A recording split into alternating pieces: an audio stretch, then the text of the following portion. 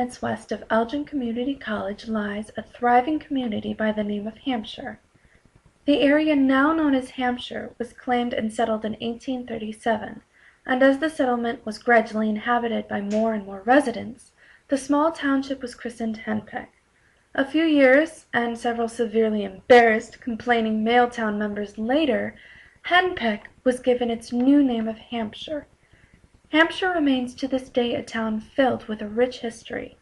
In 1944, at the peak of World War II, a POW camp was opened directly in downtown Hampshire, with the express purpose of holding over 200 captured German soldiers. In order to thoroughly immerse myself in the history of this little-known fact, I interviewed a very special gentleman with a truly fascinating story about this particular time in Hampshire's local history. If you go back on the calendar, you probably wonder, now what did he have to do with the prisoner of war camp when he at the time was only 12 and 13 years old? Mm-hmm. Well, being a 78-year-old, it's probably hard to decipher this. But anyway, at the time, Rachel, Hampshire was probably a booming town, more so than with only 750 people in the town. Now it's I think it's 5,500 people. We had industry here. It was probably one of the finest agribusiness towns in the area because we had a big milk factory, and there was about 378,000 pounds of milk came in here daily. We had big cattle yards. We had cattle yards, that is, for beef cattle, and cattle yards for dairy cattle. And we had a big dairy equipment, hardware manufacturing, Cherry Burrell Company. We had the big canning factory that employed probably 450, 500 people for half the year. That, and we had a Sisal company that made paper. So anyway, the war is in full swing, and there's a shortage of men. And we had a big canning factory here, J.B. Inter Company, and we canned peas and we canned sweet corn. And I heard the men that were in charge of the canning factory, J.B. Inter Company, saying, you know, we're going to have a problem this summer. We don't have enough men and enough help here to put the crop in and can the crop. And what are we going to do? And then somebody, and I don't know for the life of me who it was, well, they said, why don't you get some German POWs? They're bringing them in, and the labor is cheap. You have to pay, I think it was 80 cents an hour, and they took care of the food and everything. And the prisoners, they were paid 80 cents a day. Anyway, bring those in, and they will make up for the shortage of men and women. And they said, good idea. And this was in January, and lo and behold, the end of, I think it was March, I see the beginnings of a prison camp being built. There's a camp being formed. They're putting barbed wire and fence posts, and they're putting gravel, leveling the ground off, and prisoners were coming. And then lo and behold, I think it was around the end of last week in April, first week in May. Lo and behold, in that last week in April, it was a warm day, I can still see them, the trucks came in. 250 German POWs came in here. That was quite the sight, you know, the bad guys. And we didn't know what to expect. So they came in, and 2 days later, the owner of the drugstore, which happens to be where the restaurant is over there, or actually not where the restaurant is, right, right where the insurance office is over there. That's where the drugstore was, and that was the hangout for all the young people in town. Anyway, all the newspapers came out of there. I used to go get the newspapers. He was the man that handled the newspapers. So I would get them, and bring them over here. I fold them, do everything right here in the shop. Anyway, lo and behold, it was on, I think it was on a Saturday, and here comes George Wilcox, who was the druggist, and here comes the colonel, the camp commander, walking over here. So my dad says, "Now what did you do, boy? Always in trouble, always doing something, aren't you?" Anyway, and I said, "Dad, I did nothing." So they came in here and they said, "Mr. Fenzel, your son Johnny is a newspaper boy. Do you have any objection to him going inside the POW camp and delivering papers, both for the American soldiers?" There was probably about 50 American soldiers brought in here too, as guards, and then for the POWs themselves. And he says, "No, let him go in there. The kid will learn something." My dad fought in World War I, and he knew all about the Germans, and he lived in Germany for a year and a half after the war in the Army of Occupation, so he knew all about the German. He said, "No, that'll be good for the kid. He'll learn something. He'll learn how to do things right. He'll learn how to work and so forth. Yeah, let him do it. I'm not afraid. Well, he'll have the run of the place." Well, sure enough, I did have the run of the place. And they wanted newspapers for the POWs in the PX, and they would buy them because, remember, I said they were getting paid. They got paid 80 cents a day when they worked, okay?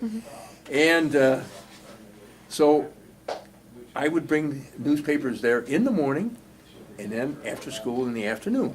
The man that ran the PX, Hans Finkel, had a master's degree in English, the University of Berlin, going for a doctor's degree. And we would talk, and he'd talk perfect English, better than you and I, with an English type accent. And he comes to me one day and he says, "Johann," that's John in German, he says, "We have a problem here. My men, they are bored at night. They don't know what to do with themselves. We have the newspapers for them and all that, and they play soccer, but they want something to idle the time by. And many of them are wood carvers." And he says, "You can help." I says, "Well, what do you want, Hans?" I'm sitting there talking to him. He's just like my cousin or something like that, you know. He says, "I want you to do these things for me." He says, "I want you to bring in watercolors, you know, how you buy them in a school supply store, you know, the pallets, you know. And I want you to bring varnish, and I want you to bring paint brushes, and little paint brushes, cans of varnish, as I said, and then carving knives, and I model airplane carving knives." I said, "Sir, I can't do that." I says, "They can use the knives to escape." He says, "Johann, look on the shelf." I did, and it had razor blades, straight edge razors, you know, what they are with shape, you know, like this, and you sharpen the razor blades, you know, on a razor strap. He said, "Don't you think if we wanted to escape, we would use those?" I said, "Yeah." All right. So I did. Well, I said, "Where do I get the money to do this?" He says, "I will see that you get paid. Now, this is how we work it, yeah?" I says, "Yeah, how, what?" He says, "What we do," he says, "you buy the stuff, and then I will send you out of here with cigarettes, cigars, pipe tobacco, chewing tobacco, snuff, and, yes, Hershey bars. And then what you do, you sell them at your dad's store." And I did. And I'd sell, if you wanted cigarettes, cigars, tobacco, Hershey bars, come right here to Fenzel Motors, right on that counter, and I had them, and you buy them, and I'd sell them. It didn't take long. They went, no problem. You know, there was shortages then. And I got to be very close with this man, Hans Finkel. And then otherwise, in the summertime when we weren't going to school, see, this would last from the end of April until probably the 1st of November, then they would move out. They go to their winter quarters, which is down at Camp Ellis near St. Louis or Camp Grant in Rockford. But anyway, in the summertime also, early in the morning, at 4 o'clock in the morning, I'd take my bike and we'd ride up to the canning factory, and we'd go out to where Casadero is, you know. We had runways out there, and the crop dusters were there. And we would crop dust the corn crops and stuff like that for weeds and stuff like that, bugs. Anyway, there's 3 or 4 of us guys, that's all the boys, we would help them load these crop dusters, and the German prisoners would be there. And we would, as I say, load the planes, and we would talk. I would drive horses or the tractors, and sometimes if there was an errand, I'd even drive a truck into town, or horses into town. You know, ride the horse, get on the horse, and if we needed something at the plant, take these great big workhorses and ride them in. But anyway, and then when we were waiting for enough light so that planes could take off and dust, why we would sit there, and they would make cocoa for us, and that's where I learned to play pinochle. And they taught us how to play pinochle. And then they would tell us that when they were fighting the Americans, at night, when the fighting had stopped, they would play pinochle with the Americans in between the lines. And rifles were stacked on both sides, and they were playing pinochle. The Germans and Americans playing pinochle together. I guess I saw pictures of it. It's really something to behold. Anyway, got very friendly with them.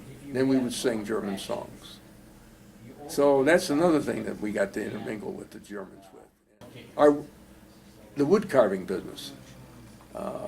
That prospered, and I've got one beautiful work of art, and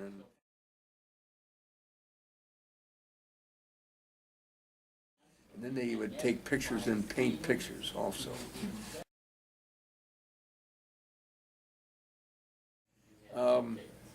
That's how I got to know the German POWs. And then another thing that we used to look forward to, on Sunday mornings they would go to church. They were mainly Catholics and Lutherans. And they would march from where the canning factory. They would march down on Sunday morning, and they would sing their German marching songs. And According to the Hampshire Register, there was this small little article right here that reads, "Early risers were entertained on Sunday morning by the songs of some 6 German war prisoners on their way to attend the Catholic Church. The prisoners sang as they marched to the church and again on their return to their camp. All had fine voices, and many villagers thought the morning serenade was coming over a radio that was turned up too high." Just one of the many charming things that the prisoners of war had to offer the community. They would march down on Sunday morning, and they would sing their German marching songs. And they right to this corner here, and then they would stop, and they would separate. The Lutherans would go down that way, the Catholics would go up that way. And they're marching and singing. And then what used to be fun, when church was out, then they meet down here at the corner. They wait, whoever got out first stopped here, and then they waited for the others to come. And then they would used to sing songs like Silent Night in German. That's beautiful. And these guys had beautiful voices, you know. It was haunting. The German, your foreign singing, it's very haunting, like, you know, it's beautiful. And Lily Marlene, the village green. Anyway, it's beautiful. And we'd sing. And and then many times we worked on the farm where they're picking corn, you know, and they loved to eat American food. And the farmers would give them beer. And we would eat, and they'd love to go out there and have strawberry shortcake. And it was just a fun time. The good guys, and many of them talked English. So that's my experience with the German POW.